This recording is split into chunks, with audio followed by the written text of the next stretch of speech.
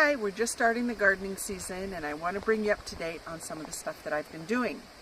I want to eventually transform my whole entire 40 by 40 garden into raised beds. But raised beds can kind of be expensive. The soil mix can be kind of expensive. So my goal is to just do 2 raised beds every year and kind of spread the cost out over time. So let me show you what I've got done so far. I started my project by shopping on the boulevard during spring cleanup week. I just went looking for wood that I could use to build these raised beds. And I came home with quite a treasure trove. I found a tabletop, a few water beds, a couple fencing panels, but my biggest jackpot was when I found these kitchen cupboards that someone had set out. These were 8 feet long and the wood itself was 11 inches deep, so I had to do very little splicing. It was almost like someone knew exactly what I needed. Then I took everything apart with the help of my little granddaughter and started separating out the wood into different pieces to see which pieces of wood would fit best with which bed that I was making. So my raised bed dimensions are, this is almost about 10 inches deep and 4 feet, a little over 4 feet wide and 8 feet long.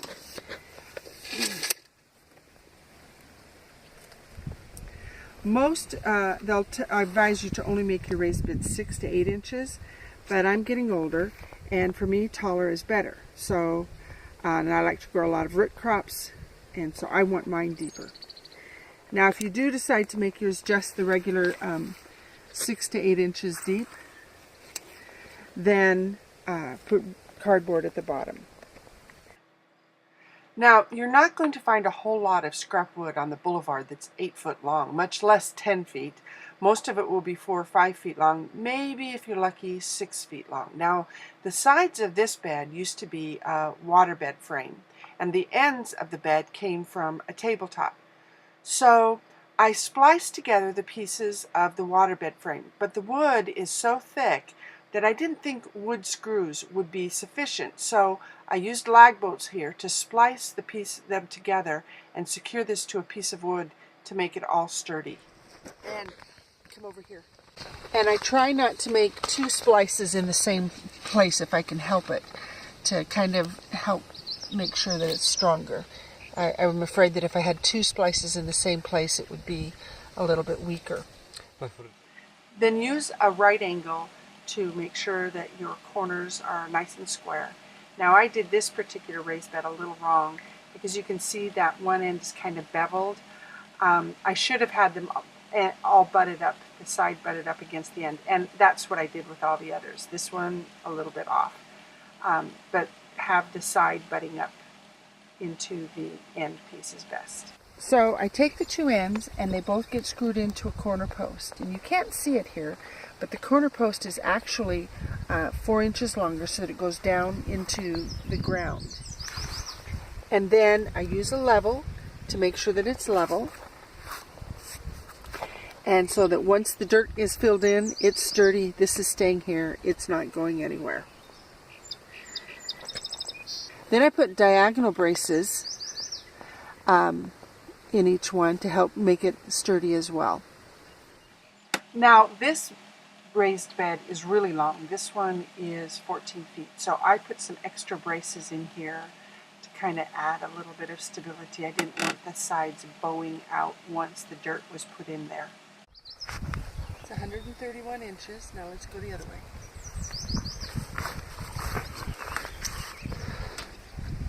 And that one's 131 as well.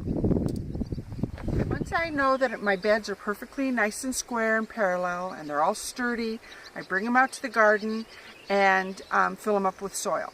Now, most of your square foot gardening advice will tell you that your soil mix should be 1/3 peat moss, 1/3 vermiculite, and 1/3 compost. But I have huge beds, and that would be so expensive I could never do it. So what I do is I get my nice sturdy young boys to dig an outline of where I'm going to put the bed, and all the soil that they dig maybe down, I don't know, 2-3 inches, and all the soil that they dig up they put into the middle of the bed. And then, so my soil mix is 1/4 each. 1/4 soil, 1/4 compost, 1/4 peat moss, and 1/4 vermiculite.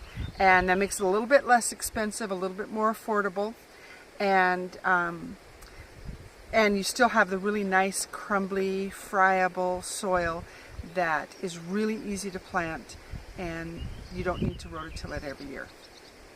So in this bed I have planted beets.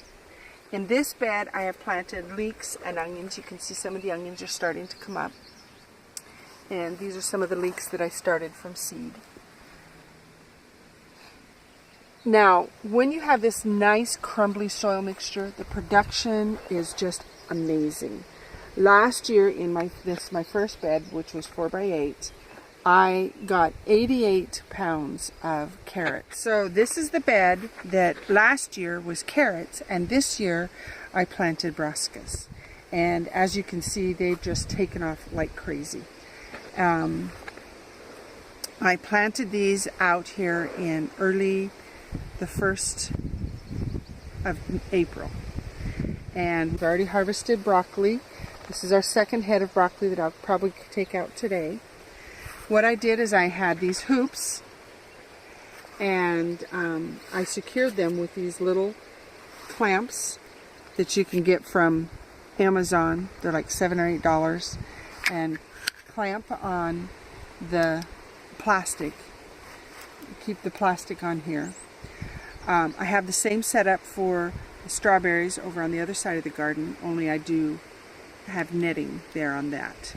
So to make the hoops for this hoop house, for this sort of little mini greenhouse that I had for my early spring planting, I just take this rebar, it's about 2 foot length, pound it about 1 foot into the ground, and then I just slip the PVC pipe over it, and then bend it over and do the same thing on the other side to create this hoop.